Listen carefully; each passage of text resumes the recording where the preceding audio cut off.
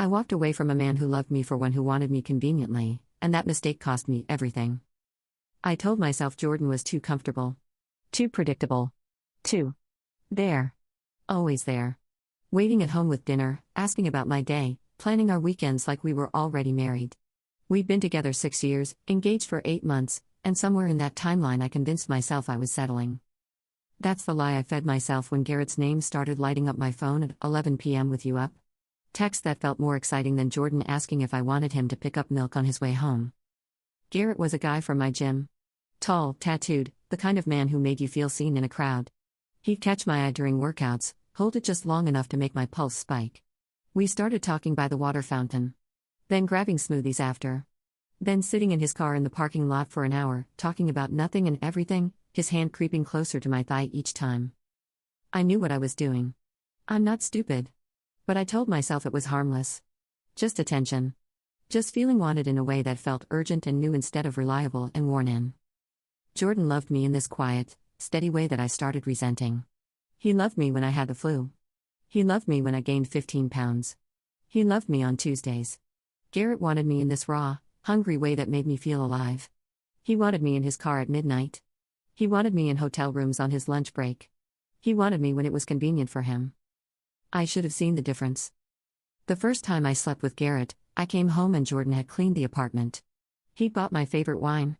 He smiled at me like I was still his whole world, and I let him kiss me with another man's cologne probably still on my neck. I took a shower and cried silently under the water, but not enough to stop me from texting Garrett an hour later.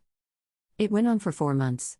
4 months of deleting messages, making up late work nights, letting Jordan plan our wedding while I was planning my next excuse to disappear.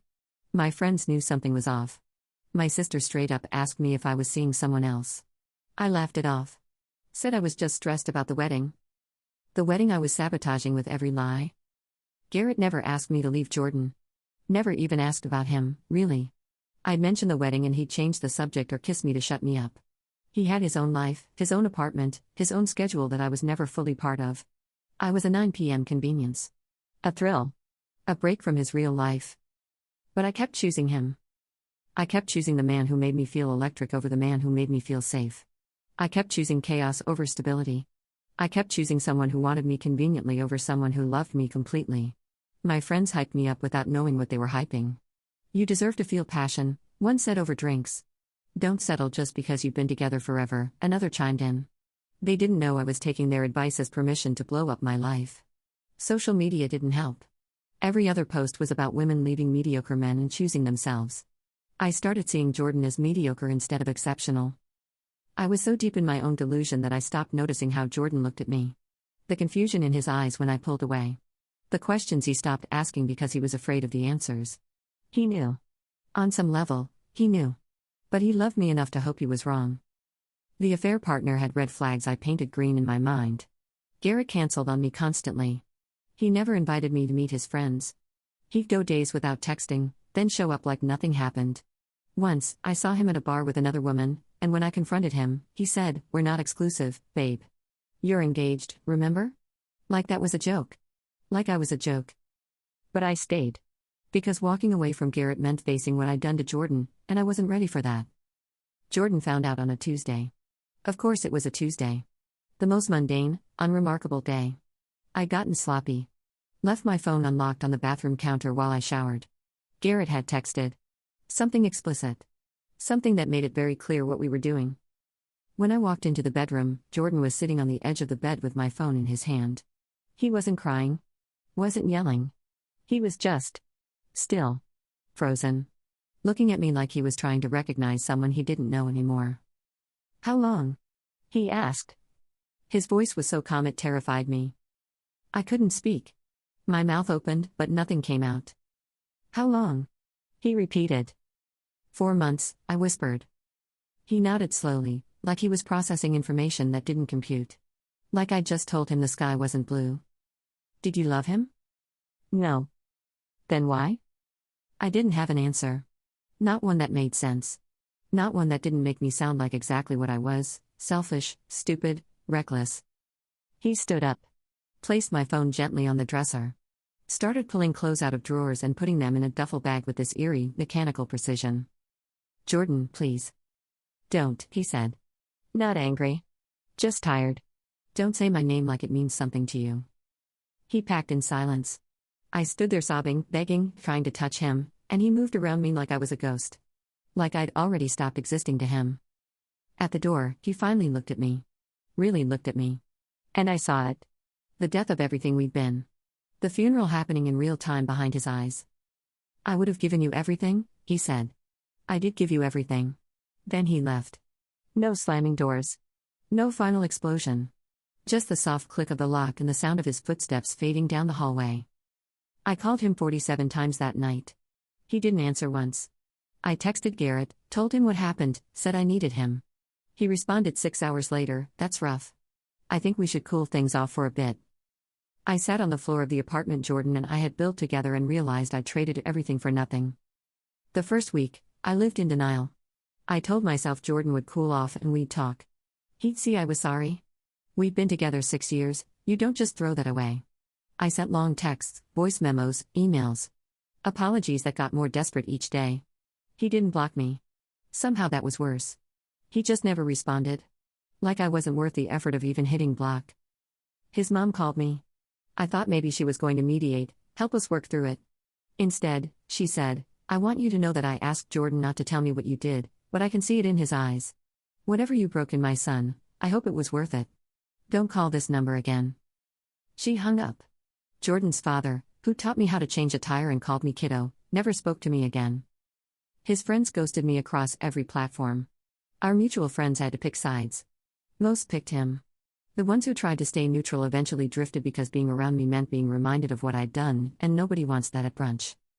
My friends, the ones who'd hyped up my "you deserve passion" energy, got real quiet when they learned the whole story. One straight up said, "I didn't think you'd actually cheat. I thought you were just, feeling yourself. Like there was a version of this that wasn't exactly what it was." I tried to keep working. I'm a project manager at a mid-sized tech company, and for about 2 weeks I kept my head down and pretended my life wasn't imploding. Then Jordan's cousin, who worked in HR at a partner company, apparently mentioned something to someone. The rumor mill started. I wasn't fired, but I became the office cautionary tale. The woman who cheated on her fiancé. Whispers in the break room. Meetings where people wouldn't make eye contact. I quit. Told myself it was a fresh start. Really, I just couldn't handle being the villain of someone else's story 5 days a week. Garrett, the man I'd torched my entire life for, vanished. Didn't ghost me dramatically or block me. Just stopped responding. Stopped existing in my world as abruptly as he'd entered it. I drove by the gym once and saw him with someone else, laughing, touching her arm the same way he'd touched mine. I wasn't special. I was convenient. And when I stopped being convenient, I stopped mattering. I moved back in with my parents at 31 years old. My childhood bedroom with the same floral wallpaper, sleeping in a twin bed, hearing my mom and dad moving around the house and knowing they were disappointed in me even though they were too kind to say it directly. My mom tried once. "What were you thinking?" she asked. And I had no answer.